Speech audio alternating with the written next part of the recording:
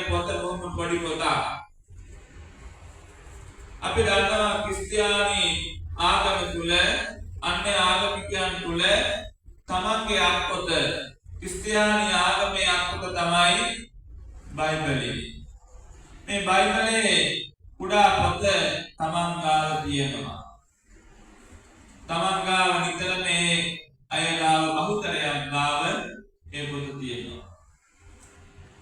නමුත් අපේ බෞද්ධයෝ ගාව තමන්ගේ අත්පොත කියන මේ ධම්මපදයේ අධිකාරණේ ධම්මපදයේ තියෙන්නේ තමන්ගේ මෙලව ජීවිතය සකස් කරගන්න යුත්තේ කෙසේද? මෙලව ජීවිතය හොඳ විදිහට සකස් කරගත්තොත් පරලොව ජීවිතය කොහොමද සකස් වෙන්නේ? සසර ජීවිතය සකස් වෙන්නේ කොහොමද කියන වග තමයි මේ ගාථා 423ක් තියෙනවා. මේ ගාථා 423 පුරාවටම තියෙන එක තමන්ගේ ජීවිතේ ඒකනේ අත්පොත කියලා කියන්නේ අත්පොත කියන දේ ළඟම තියාගන්න ඕන. අපි ගාව ඒකනේ බෞද්ධයන් ගාව බොහොම කුඩා පොතක් මේක තියාගන්න පහසුයි.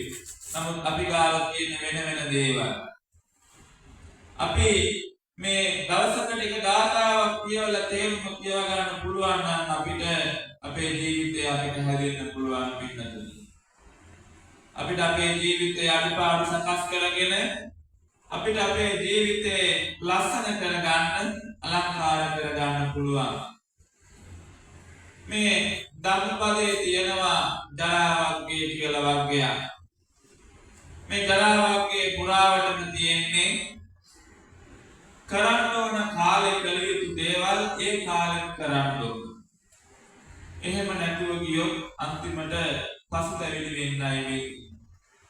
ජරා වර්ගයේ මෙහෙම ගාථාවක් තියෙනවා. අචරිත්වා බ්‍රහ්මචර්යං අලද්දායෝපනේ දනං ජින්න පංචාව ජායන්ති කීන මච්චේව පල්ලලේ. මේ අචරිත්වා බ්‍රහ්මචර්යං අපි දන්නවා චරිත කියලා වචනයක් තියෙනවා. අචරිත්වා බ්‍රහ්මචර්යං චරිත්වා බ්‍රහ්මචර්යං. මේ අචරිත්වා කියන්නේ බබසල හැසිරෙන්නේ නැතුව ඒ කියන්නේ බබසල කියලා හඳුන්වන්නේ මහා ප්‍රඥාණ කියන ගුණ සමුදාය. මෙත්තා, කරුණා, මුදිතා, උපේක්ඛා. මෙත්තාව කියන්නේ මෛත්‍රී සහගත බව. එදා ඉන්දිය ಭಾರತೀಯ සමාජය තුල මුල් බැසගෙන තිබුණේ මේ ලෝකයේ නිර්මාණය කළේ මහා බ්‍රහ්මයා. මහා බ්‍රහ්මයාගේ කැමැත්තට අනුව තමයි සියල්ල සිදු වෙන්නේ. මහා බ්‍රහ්මයා තමයි මේ ලෝකයේ මවලා තියෙන්නේ. චතුර්වර්ණයකට අනුව බ්‍රහ්මනෝස්ය මුකමාසේ බහුරාජන්‍ය කෘතක් ඌරු තදත් සත්වයිශ්‍ය පද්‍යාං සුද්‍රෝ අදායක. මහා බ්‍රහ්මයාගේ මුඛයෙන් බ්‍රාහ්මණේ. මහා බ්‍රහ්මයාගේ උරහිස් දෙකෙන් ශාස්ත්‍රීයෝ. කලවා යුගලේ වෛශ්‍යයෝ. යටි කකුලේ සූත්‍රය. මේ විදිහට සමාජය තුල විෂම විදිහට වෙන් කරලා බෙදා වෙන් කරලා දක්වලා එදා සමාජයේ කටයුතු කළා. ක්‍රිස්තු පූර්ව 6 වෙනි සියවසේ බුදුන් වහන්සේ මේ ලෝකයට පහළ වීමත් සමග මේ සමාජයේ තිබුණු මේ ස්තරය වෙනස් කළා. මේ වෙනුවට හඳුන්වලා දුන්නා භික්ෂු භික්ෂුණී උපාසක උපාසිකා කියන සිවණක් පිරිස. මේ මහා බ්‍රහ්මයා වෙන කවුරුත් නෙමේ තමන්ගේ අම්මයි තාත්තයි. මහා බ්‍රහ්මයා ගාව තියෙන මේ ගුණ සමුදාය හඳුන්වනවා සිව් බඹ විහරණ කියලා. සිව් බඹ විහරණ. මේ සිව් බඹ විහරණ මෙත්තා, කරුණා, මුදිතා, උපේක්ඛා. මෙත්තාව කියන්නේ මෛත්‍රිය. අම්මට තාත්තට මෛත්‍රිය තියෙන්න ඕන. අම්මට තාත්තට කරුණාව, මුදිතාව, උපේක්ඛාව තියෙන්න ඕන. දැන් මෙතන ඇති සමහර විට පෞල් ජීවිත ගත කරන අය තමන් ගාව තියනවාද කියලා බලන්න මේ ගුණ ධර්ම. දරුවෙක් කුසට ආවට පස්සේ අම්මා කෙනෙක් ඒ දරුවාව හදන්නේ මෛත්‍රී සහගතව.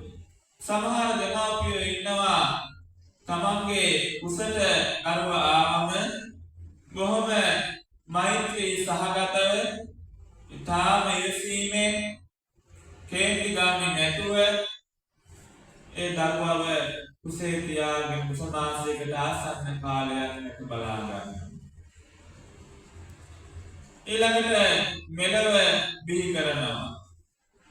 මෙලව අපි කවුරුත් එන්නේ අනාගෙන කවුරුත් hina වෙලා ආවයන්නේ ඔබ මම ඇතුළුව කවුරුත් මෙලව උප්පත්තිය ලැබලා තියෙන්නේ අඩාවල පිටි.